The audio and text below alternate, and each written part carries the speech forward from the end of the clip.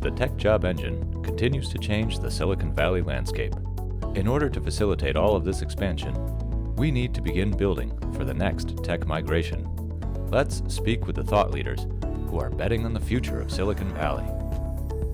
Silicon Valley Commercial Real Estate Fireside Chat Series. Hi, I'm Erik Hayden, the founder of Urban Catalyst. Welcome back to our Fireside Chat series. I'm here with Tom Tognoli, the founder of Intero Real Estate. Welcome. Thanks, Erik. Glad to be here. So after looking into your background and your history, I found a lot of similarities in my life, which I found is very interesting. You talk about an epiphany that you had that made you want to focus and change your life and start Intero Real Estate. Can you tell us about that? Well, yeah. So, I think it's something that, a lot of people probably go through. Some are lucky enough to go through it in their 20s. Most people probably never go through it, I think, unfortunately. But when I was in my mid-30s, I had kids. Life, I was just kind of, I would say just kind of blowing with the wind, we'll just say, and I finally at that point decided that, I needed to kind of grab life by the horns and take control of it. And, just really kind of reprioritize the things that were important to me in my life and how I wanted to live kind of the rest of my life, really, and what were the priorities that were going to be most important to me. And as you and I had talked before we started filming, I talk a lot about F5, and it's, matter of fact, my license plate says high F5, so high five. And so what F5 means is, going to a lot of seminars and things like that, in the professional business. A lot of people talk about equity in your life and having balance, and a lot of people talk about putting balance in equal shares in all the equities of your life. And I kind of always thought that life was more like a pyramid and that things needed to be built on a foundation of faith. And so, if you look at your F5 like this with faith on the bottom, then it's your family, then it's your friends, and then it's your health and fitness, and last it's making money. And what I found being a leader and leading people and coaching people and managing people was most of the things that were holding people back from being successful wasn't really their job. It was like everybody thinks they're so focused on their job because we spend the majority of our waking hours doing our job. But what I found was what was holding most people back was something else going on in their life that they weren't completely satisfied and happy with. It may have been, health and fitness is obviously a huge one for me and for everybody. We all struggle with it, and and you and I were just talking about it again before. Hey, I didn't get a workout in last week, and it's nagging on you, And so I think that if you can really, and again, as you and I were talking, they're always all screwed up. Hey, you wish the pyramid was perfect all the time and foundation, faith was the foundation, but, our priorities are always getting screwed up. And that's like every day I try and find a portion of my time every day just to really focus in on making sure that my priorities are right, realigning myself with what I need to do for my life. And ultimately, I know that if I focus on my faith, my family, my friends, my health and fitness, and I'm fortunately in a position now, that I don't need to be urgently chasing money, the right opportunities will present themselves if I just continue to focus on that stuff, which is kind of how we even connected with you, to be honest. I mean, how I connected with Urban Catalyst was just through relationships and through just connecting with people and talking about good stuff, and that's how I got connected with you. And we were really happy to connect with you. Yeah. As I mentioned, you're a very fascinating person, and we really like your, call it, guidance and counsel and a lot of the ideas that we had. So I'll tell you a little bit about how my background really, how it seemed to have how my background had a lot of similarities with yours. About, call it 18 months ago, I was working for a large international development corporation. I was the president. I was doing one of the largest development projects in the Bay Area. It seemed like I had it all together, but at the same time, I felt like I need something more. This isn't it. This isn't what life is about. Or there's a disconnect between sometimes, I think, what perception and reality, and there's always, for me, there was always like this perception of what everybody always thought Tom was, and then what Tom really felt like he was on the inside. Right. And I was trying to find that alignment. That's exactly. And now I have an alignment. Like I'm authentic, and it's like it is what you see is what you get, whether you love me or hate me. It is what it is, and I'm just gonna be authentic, and I'm not gonna let these two lives, who I want to be and who I am, tug at each other. Just go with it and be the best you can. And really, that was what started Urban Catalyst. I felt like I was struck with a bolt of lightning. Like suddenly my mind opened up and I went, this is what is possible in life. I can do my job, I can be impactful in my industry, but I can also do something that really benefits the community. And also, like you said, and finance, that just comes along with it. It isn't the focus. No, you guys are doing some great work in San Jose, and I mean that's, when I heard what you guys were doing, that's how I just got so excited about it. I got excited for a number of reasons, as I was again telling somebody I was meeting with before you. Number one, I'm already doing real estate development anyway in the Bay Area and Silicon Valley, and I'm a bull for the Valley, and I've always been. There's always going to be ups and downs in the housing market and the real estate market. That's just life. But long term, I've always been very optimistic about the long term, and it's served me well, right? I bought real estate and I've held it, and it's always worked well for me. You combine that with the op zone stuff that you guys do, and then you compound it with the fact that you're getting the benefit of the development. So you're getting Silicon Valley real estate, op zone benefits, and you're ultimately getting the benefit of being the developer, which there's equity that comes with that as well. So to me, it's just, I'm a fan. So you've been a real estate expert and a native growing up here in Silicon Valley. Yep. Can you tell us a little bit about what you think or how the real estate market has evolved over the last 10, 15 years and where you see it going? Yeah, I know for everybody it's hard to wrap your head around values in the Valley. It's just, it is. It's a hard thing to wrap your head around, especially if you're not from here, and having lived here your whole life. But when you take into consideration, this is really the brains of technology for the planet, the entire planet Earth. And in many ways, when you think about, those brains, you think of Google, Facebook, Apple, you name it, Adobe, all of the companies and more. That's just the tip of the iceberg. And they're all here. And they've all made a huge long-term commitment to this place we're fortunate enough to be called home, right? Silicon Valley. And I don't think that organizations like them make investments in markets hastily. They've done their research. They're into this for the long haul. So I certainly think there's going to be ebbs and flows in the market like there always is. And I just don't think I think you got to not pay attention to that. You pay attention so much to the noise of the ups and downs. It's like watching the stock market every day. You're just going to go crazy. Mm-hmm. You have to just be a long-term investor. And if you are, Silicon Valley is going to treat you well, and as I always tell everybody, I don't think you're ever going to, get rich at your job unless you're really lucky.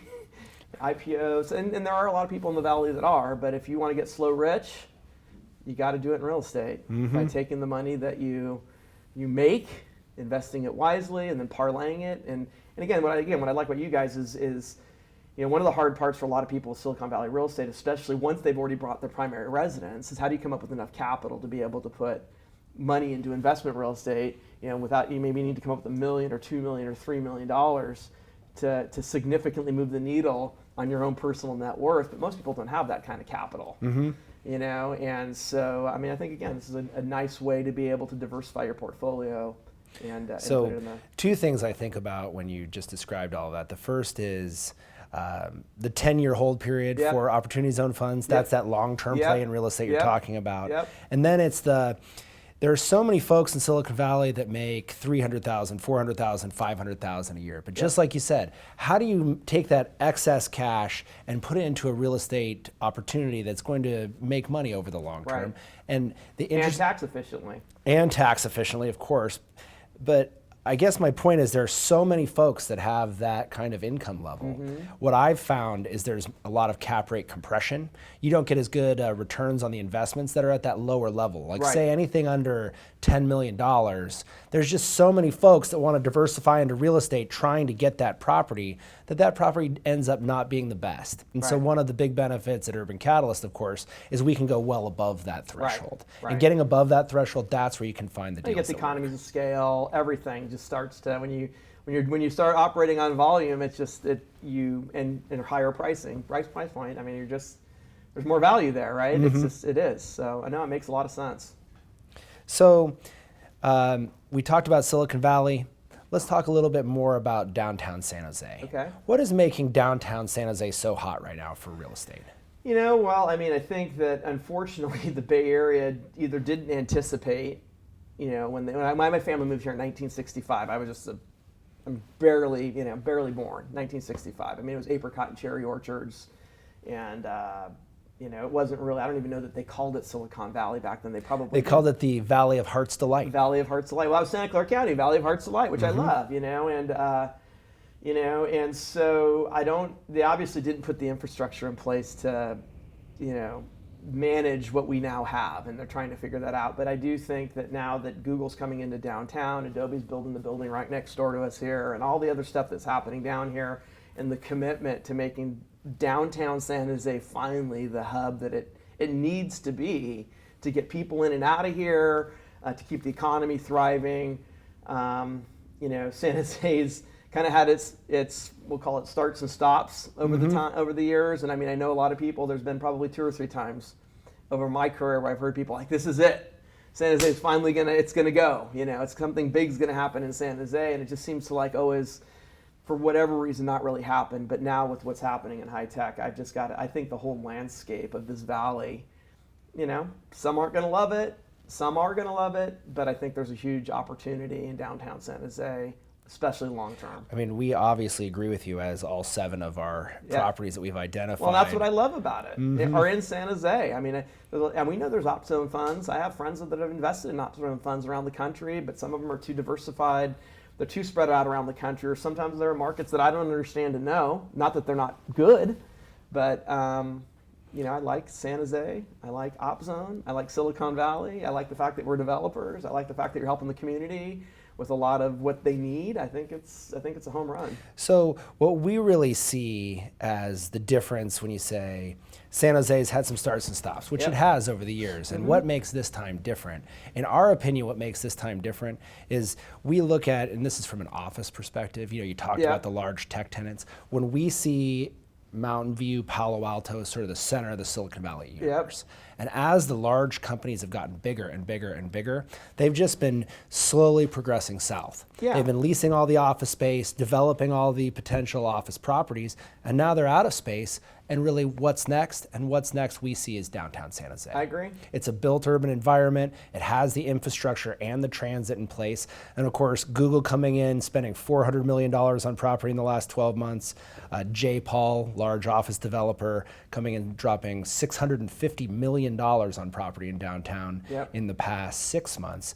We really see ourselves, this is it. This is the time for San Jose. We're here on the ground floor, and that's why we started Urban Catalyst. Yeah, no, and I like that you're not, a lot of the stuff I do, we do some development stuff that's quick and some that's short, and the short-term stuff, I sometimes look at it more speculative. Like when I buy a house and I'm going to either develop it or fix it, and you're going to do it in 6 to 24 months, that's more like speculation. But now you're talking about a 10-year window. To me, that's a long-term investment, and that's I don't think people need to get hung up on, I almost said don't get hung up on trying to time it. You're not going to time it. I bought my first house in October of 1989 in Sunnyvale for $235,000, the top of the market. October 1989, stock market crash, earthquake.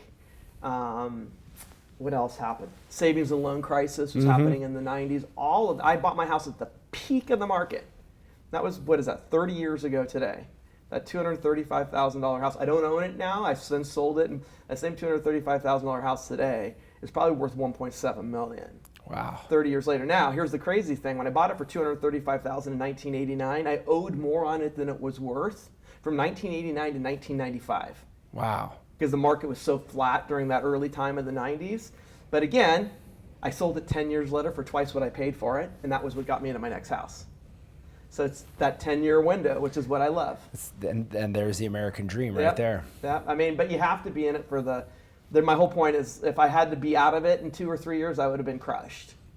But I didn't. I was able to help the parents because I was a kid back then. I was 20-something years old. But fortunately, I was able to hang on and ride through it. And at the end of the day, if you are able to get through the ups and downs, you're always, I think, you just can't have to sell. Mm-hmm.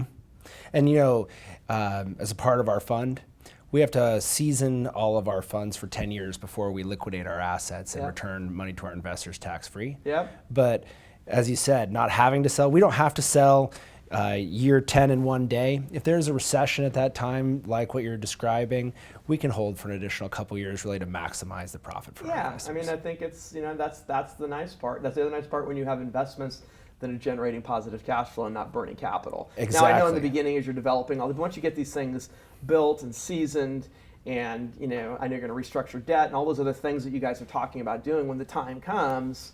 I know because I own both kinds. I own buildings that burn, and I'm in them for long-term appreciation, and sometimes but I own buildings that cash flow. When you have the cash flow, it's you can sustain. Cool. So we have a lot of investors from around the country, but we do have a significant amount of investors that are local here. Yep. Can you tell me about your feelings about local investment? You're talking about specifically from the standpoint of having local people investing back into the community. Well, certainly I think people that live here, when they put their, you're invested not only financially but emotionally within the community, and invested into, everything here. You're not, you put your money remotely in a different part of the country. It's like you don't really have an impact on the local community. You're not involved. You're not going to local restaurants. You're not volunteering, you're not donating money, you're not doing all of those other things. So I think it's super important that we have a lot of the local people here and also people that are championing it.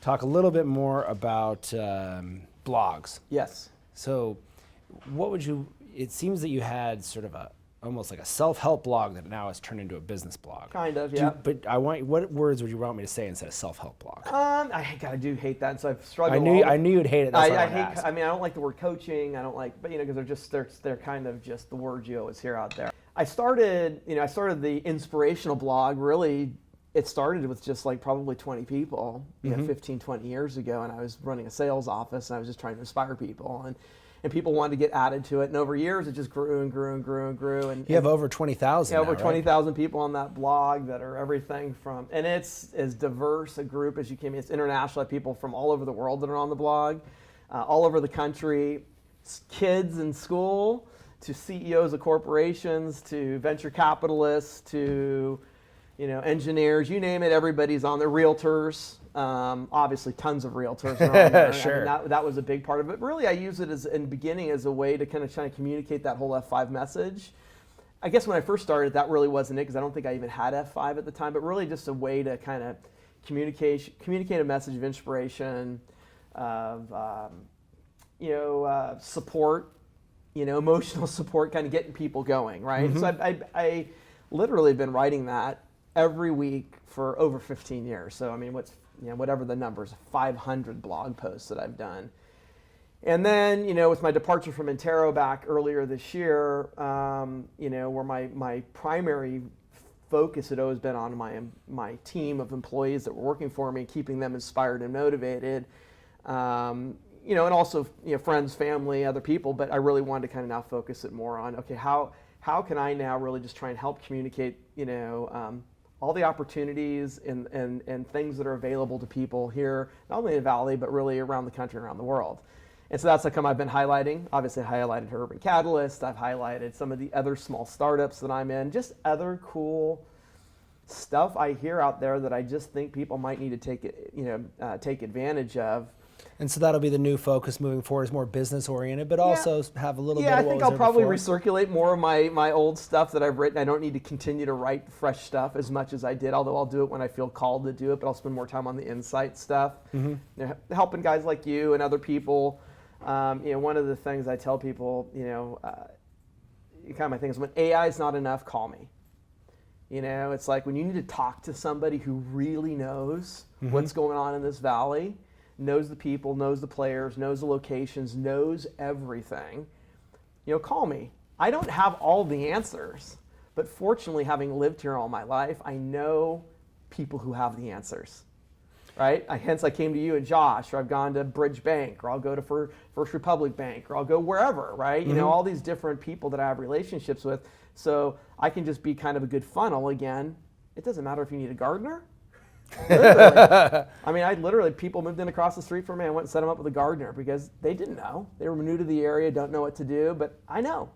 I take care of it all to, hey, if people are looking to invest in real estate and diversifying their portfolio, I can tee them up with guys like you and that I've vetted a little bit and trust and respect and just try and tee up more opportunities like that through providing value and information. So who in your local network would you advise to invest with Urban Catalyst?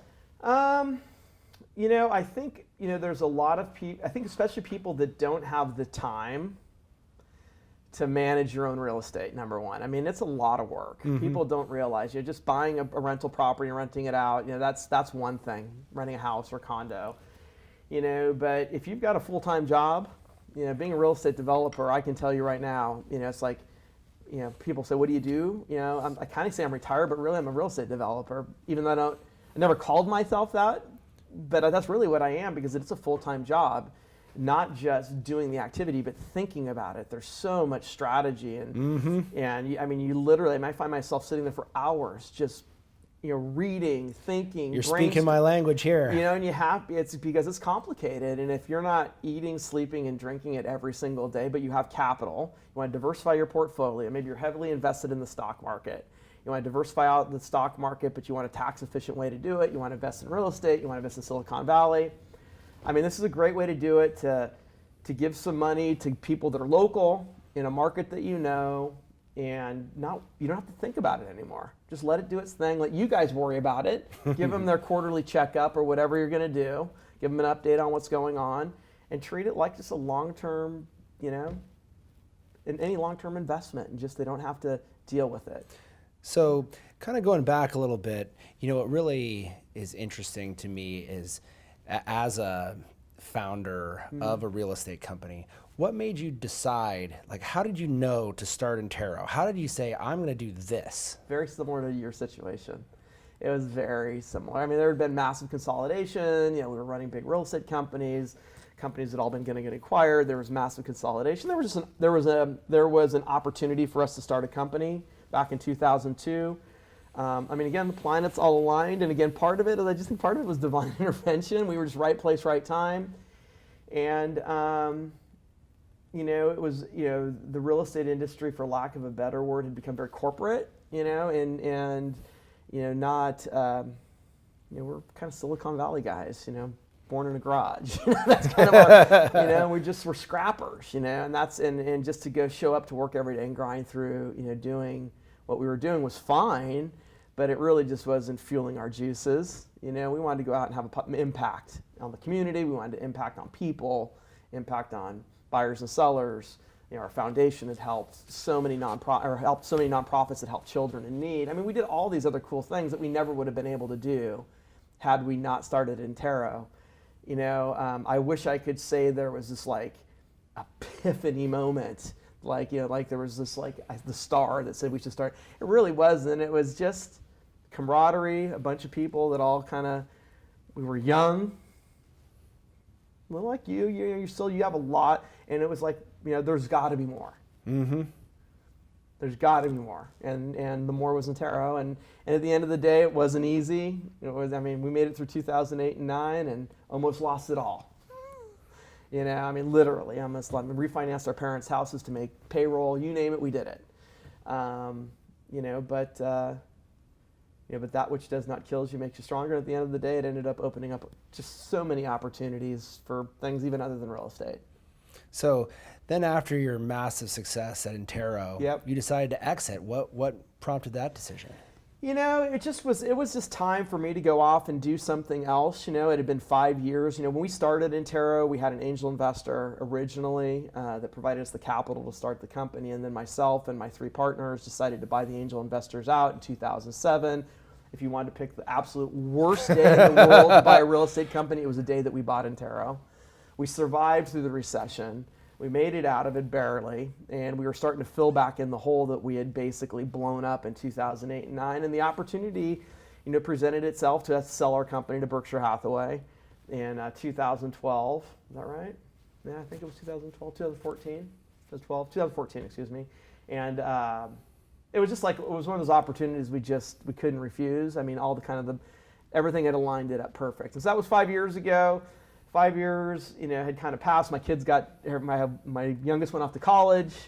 My oldest son, Tommy's in the real estate business with Intero, working with one of my good buddies. And just felt like it was an opportunity for me to go out and pursue other things, my F5 stuff, try and figure. I know there's something else out there for me. I'm not sure exactly what it is.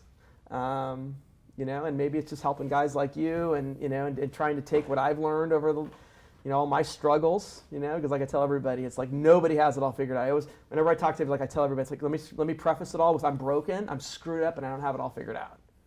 But I'm on a journey, at least I have 30 years head start, and so I can try and share some of that experience with people. Well, we appreciate you sharing with us today. Yeah, no, my pleasure. I'm happy to do it. Really like what you guys are doing. I like you guys are local.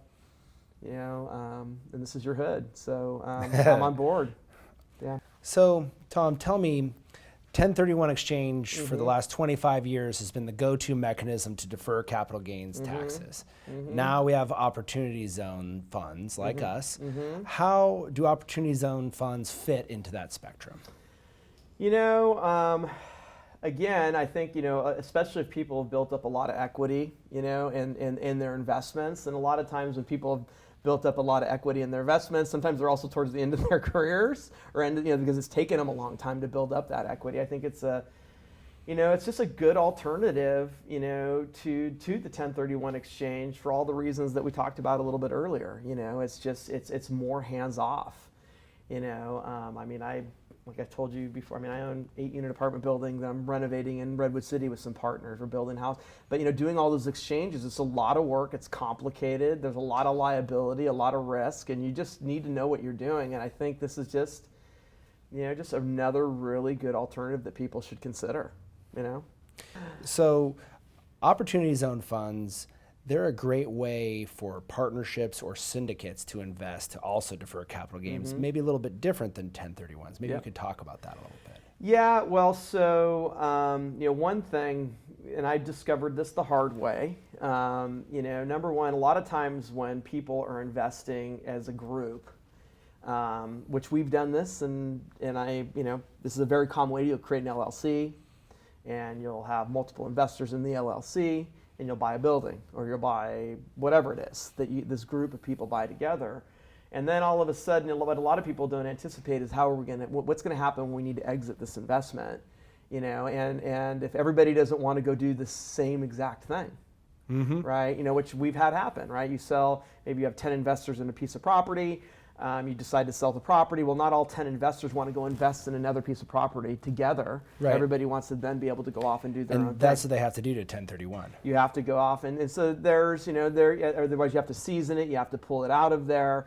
And so a lot of times, which can take time. Realistically, if you're going to pull something out of an LLC and put it into a TIC, again, I'm not a CPA, but it's a 12-month seasoning at minimum. Least, probably. And I know the hard way that you got to just be careful, and it's very gray around all that. But I think this is a good way, if you're in some sort of a syndicate or an LLC or something like that, where there's a liquidation event of one of your investments, and you either don't want to go as a group with your partners into another investment, and you want to figure out a way to be most tax strategic as you possibly can. I think that I can't think of too many better alternatives than doing something like this. And one of the other benefits is, unlike 1031, or let me say it like this, one of the other benefits is that as a syndicate or a partnership, you don't have to invest the whole amount into an opportunity zone fund. Right. You can diversify it however you see fit. Right. And to be honest, as we're going through all of this, I'll tell you, it is complicated. And I've been reading about it, and it's, and so, that's the part where, people, if you want to learn about opportunity zone funds, I think that this watching the video isn't enough. Like you and I were talking before, I put the blog out for you guys, and the reality of it is I've since met with probably 10 or 20 people that have read the blog, and they still don't understand it. Really, and it took me probably half a dozen times of having conversations and listening and watching videos to really be able to digest it. So I think it's important if somebody has the capital and they're really seriously thinking about doing it, to take the time to sit down with whether it be you or Morgan or Josh or whoever else on your team or whatever they're going to do, and really get their arms wrapped around exactly how it works, because it is a powerful financial tool, but you need to know what you're doing. We see it similar to what 1031s were 25 years ago. Right. They came out, people didn't quite understand them, they had to really learn about them, and that process has been going on with Opportunity Zone funds over the last 12 months, especially with the clarity and really the sense of finality that came out with the April guidelines from the IRS. Right. That really seemed to give people a sense that now is the time that they can clearly understand what's happening. And they can commit. And they could commit. Well, I kind of look at it too. I mean, and you can correct me if I'm wrong. I think I kind of look at, you know, the op zone investment, like what you guys are doing, is almost like a Roth versus a SEP, in a little bit, right? You know, Yeah. I mean, because all that money is ultimately going to, if you hold it for the period, is growing tax free, Right. right? So that's kind of a little bit of, you know, for a, and you correct me if I'm wrong, a simple way to explain it to people. I hadn't thought of it that way, but it's it is. a Roth versus a SEP, right? It's either after tax money, before tax money, and when you got to put it all in your spreadsheets and punch it out at the end and put in all your factors and all your tax implications and all of that stuff, and that's the best way to do it. But a guy like me, truthfully, I could, but it'd take me forever. But even then, I'm still going to go to somebody and have them sit down and help me, show me the difference. If I take my, you know, X unit building and exchange it into Y, and I do a 1031 exchange and do all of that, what's the implications going to be after 10 years versus if I do something like this? And just, you have to do a side-by-side comparison, and then just kind of, you know, figure out for you what makes the most sense depending upon how involved you want to be in your investments, you know, on a day-to-day basis, et cetera. We'd like to thank our guest today on the Fireside Chat series, Tom Tognoli. Tom, thank you again for joining us. Really a pleasure. My pleasure. Thanks for having me, Erik. All right, thank you. Take care.